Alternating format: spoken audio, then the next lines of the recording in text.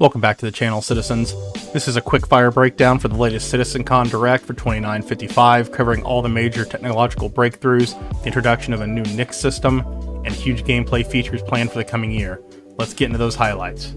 First up, Chris Roberts discussed the general state of the game, reconfirming that server meshing has largely been resolved and has been working pretty much flawlessly at scale for the past 9 months. This has greatly improved the game's stability overall. Even if server meshing has introduced a few rough patches, overall the game has been made way more playable with its introduction, so I do largely agree with this. And this increased stability was confirmed to have also resulted in significant growth within the game. The number of daily average users is up 45% from last year, and total playtime is up 15% as well. So people are playing the game more and staying in longer. First big announcement was that NYX is the third star system coming to the PU in Alpha 4.4 next month. For those unaware, NYX is a remote, rugged frontier system that's practically low-sec. It is home to the People's Alliance of Levski, but borders Vanduul-controlled space and is currently under attack by the raiding parties. NYX will include the Glacian Belt, a huge asteroid belt providing a high-risk, high-reward mining area. It's scaling mining areas up well beyond what we've seen in the past, and is expected to make PvP-related ganking less of an issue, but it did seem like they wanted to emphasize that there would be other risks to manage within the belt itself. This could be PvE encounters, or potentially just natural threats present within the belt itself. And alongside this, we're getting a new landing zone in the form of Levski. It's the main social outpost on the asteroid of Delamar. It features unique traversal with a mix of EVA and gravity panels well beyond what we've seen before. Along with Levski comes a confirmation of exterior cargo elevators being introduced, allowing larger ships like the Hull C and Reclaimer to load and unload quickly without needing to enter a hangar or docking at the station. Players expected these were coming in some form as they were discovered over in the Pyro system in the current PTU.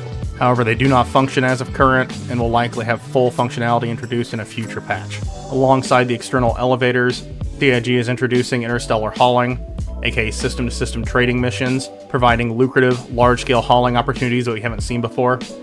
And with the introduction of the new system of NYX, we're getting new missions to interact with. This new mission chain will have players interacting with the Intersect Defense Solutions organization to investigate illegal tech at logistics stations. As it was described, players will have to fight off waves of Vanduul aggressor ships, including the new Vanduul Stinger, then board the station and deal with an immediate ambush by a new human faction. So it sounds like it's intended to be a mix of space and ground ops, with players having to control the external and interior space of the station. It's likely it'll be borrowing elements from Vanduul Swarm, integrating it directly into the PTU.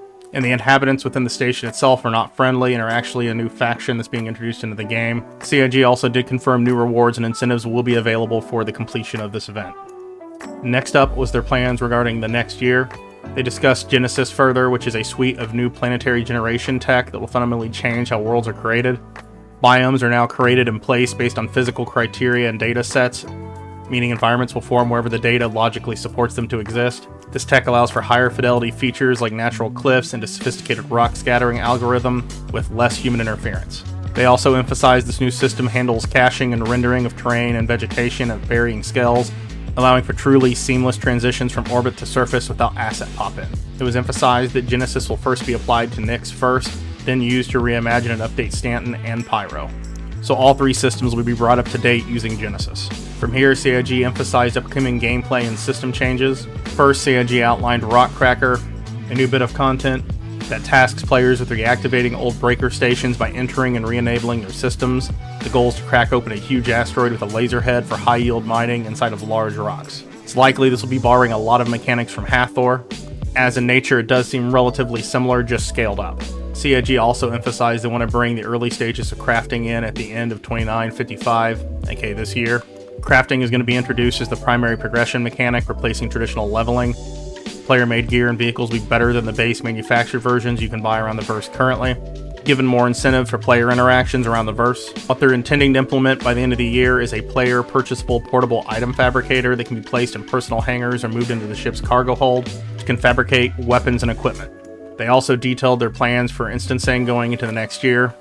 Instancing is planned to be used to curate content that is protected from outside interference, primarily from other players, allowing devs to precisely tune difficulty.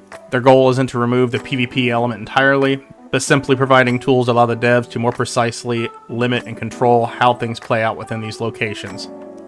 They gave multiple examples of applications of this. One was controlling how players interact with mission givers to avoid bottlenecks. Another was a reintroduction of the Siege of Orison, a revamped repeatable instance version of that previous event tuned for small fire teams.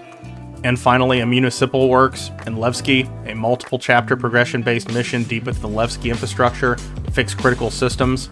If I had to guess, this is likely a retooling of the planned ArcCorp sewer missions described at previous sitcons. From here, they moved on to new ships. They introduced 3 new ones this event that are all flyable within the PTU.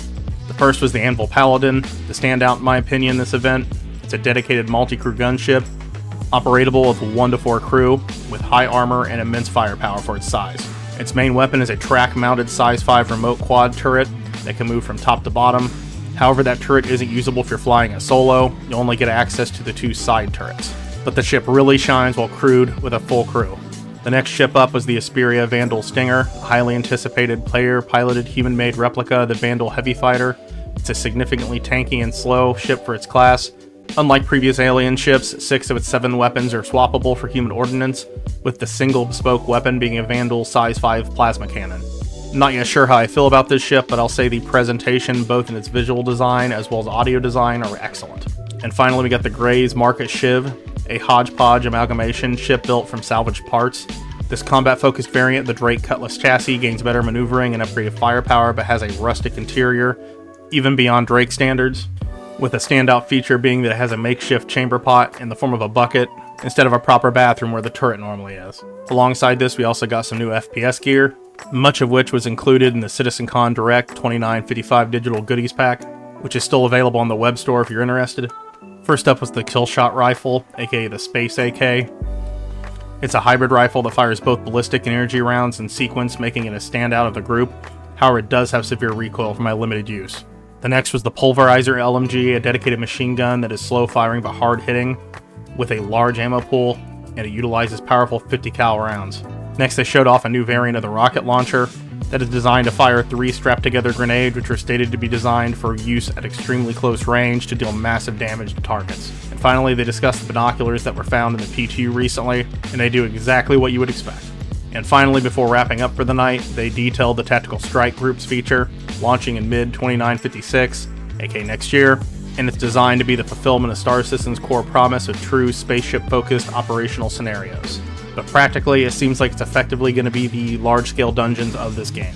The mission outlined within this was a large-scale assault on a heavily fortified enemy station requiring ordnance ships, like a Retaliator or Gladiator, to destroy shield relays, agile ships, or light fighters, to perform trench runs within the superstructure itself to damage other targets, all while capital ships provide support in the form of in-ship hangar refueling and rearming, at least until local defenses are taken out that are preventing those capital ships from approaching, which in this case took the form of large turrets designed specifically to counter capital ships, wrapping up with a climax as the mission culminates into a large-scale fight complicated by the arrival of the local Vanduul forces. And that's a wrap on all the major reveals from this CitizenCon Direct for 2955. If you found this content helpful, please take a moment to like the video, subscribe for more Star Citizen content, be sure to hit that bell to stay updated on everything coming to the verse, and as always, thanks for watching and I'll see you in the verse.